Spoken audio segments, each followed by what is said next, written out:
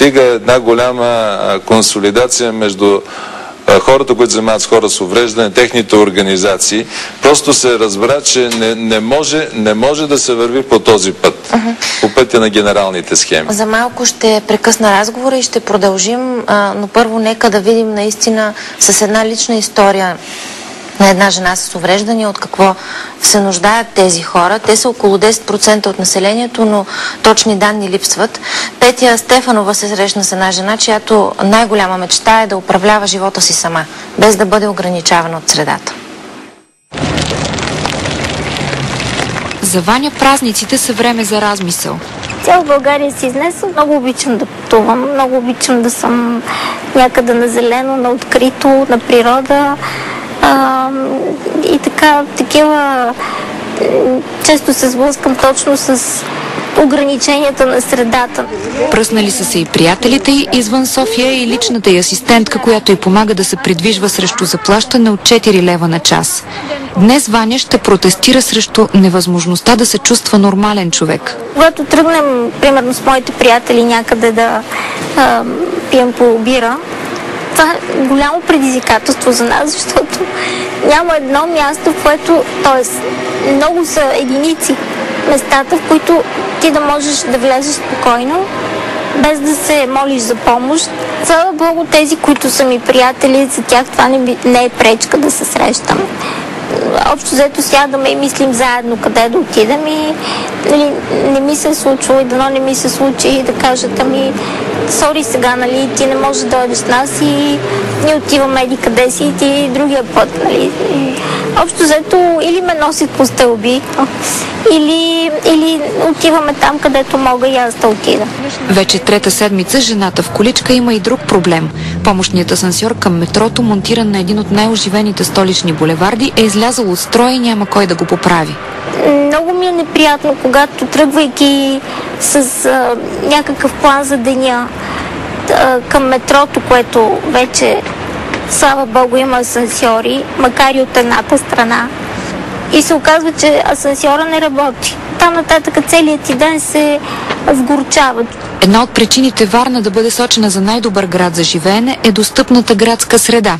В София също има някакви улеснения за хората с увреждания, твърди Ваня. В останалата част от страната обаче положението е трагично. Замислили ли сте се, например, как изглежда идеалният тротуар? Ето тук понякога, дори да нямам път насам, гледам да минавам от тук, защото мога да се чувствам абсолютно като нормален човек, който няма никакъв проблем с придвижването. Само дето радостта на Ваня трае кратко, едва няколко метра. До тук свободата свърши. Не знам защо в България обожават да изграждат тротуарите високи като непристъпни бариери.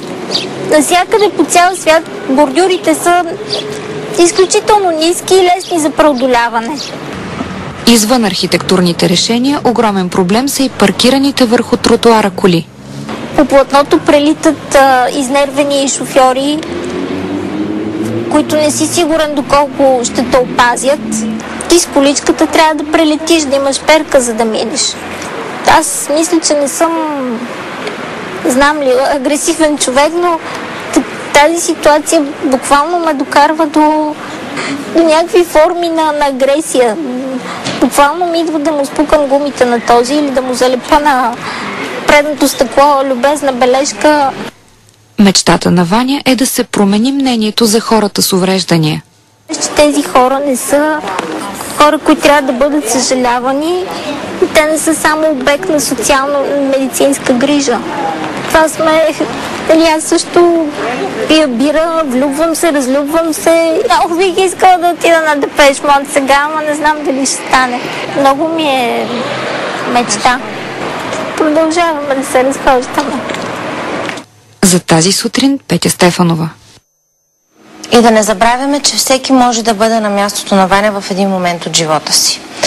Господин Коралски и госпожо Панайотова, виждаме, че радостта на Ваня трае няколко метра, докато стигне следващия бордюр. Толкова ли е скъпо да бъдат преправени тези бордюри, високите, за такива подходящи за хора с увреждания? че първо не е изобщо скъпо. Второ, тук докато гледахме филма с господин Коралски, установихме, че може и да се окаже по-евтино, защото вместо цял бордюр ще се направи изкосяване, т.е. ще се спестат материали. Но още по-трагичното, че това с бордюрите е записано в закони, не един, в няколко закона. И в закона за интеграция на хората с увреждания, в рубриката Достъпна среда, и в закона за устройство на териториите, и има наредба. Записано задължително. Абсолютно. Кой следи да се спазва? Никой. Как никой? Никой. Има ли? Кой е господин Коралски? На практика... Господин Коралски знам, че не го прави. Не му е работа. Кой следи за контролира това нещо? На практика няма кой да отговаря за тези ангажименти. А защо тогава?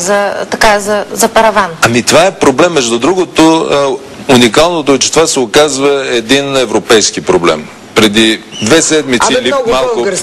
Не, само преди около 2 седмици имах среща с комисаря Шпидла в Брюксел. И всъщност той каза, и Европа, но да стигнем Европа, но все пак какво е заключението? Европа се напълни с много регламенти и с много закони, които защищават хората, дават социални придобивки, но няма кой да ги контролира и няма кой да ги координира. Липсата на контрол и координация води до това, че ние ако пуснем трамвай, примерно, който аз не съм видял още, но в който аз да мога да се кача с инвалидна количка, то няма спирка, на която да слезе. Или ако слезе на спирката, не мога да стигна до вкъщи, тъй като тротуара не е скозен. Следователно, не може да говорим за интеграция без движение. Движението е достъпната среда. Е много по-зле, защото бордюрите дори в този град, който вие споменахте, аз очите си съм виждала, че са наред и че хората с увреждания могат да минават по тях. Така е. Така е, но защо дадах пример с Европа? Защото онова, което за нас ни изглежда фантастично, тях вече не ги удовлетворява. Когато един европеец дойде в София обаче, той се ужасява и хората, които идват в моята агенция, задават въпроса: до кога ще го търпите това нещо?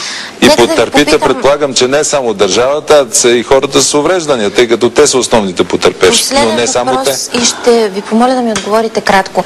Кога ще има воля политическа и финансов ресурс, вероятно, хората с увреждания да станат работодатели на други асистенти, които да им помагат да ходят на училище, да ходят на работа, да извършват различни неща. Да пият бира. Да пият бира дори, да. Да отидат на Депеш Мод. Да не обременяват семейството си, което им е личен асистент. Лично аз се надявам това да бъде приоритет на следващото управление, просто защото този управленчески цикъл изтече, но ми се струва, че е нужно действително от първия ден на новия парламент, на новото правителство, тези въпроси да се поставят, тъй като не може да говорим за цивилизованост и европейски път, ако не може да пресечем един тротуар. Да, благодаря ви много.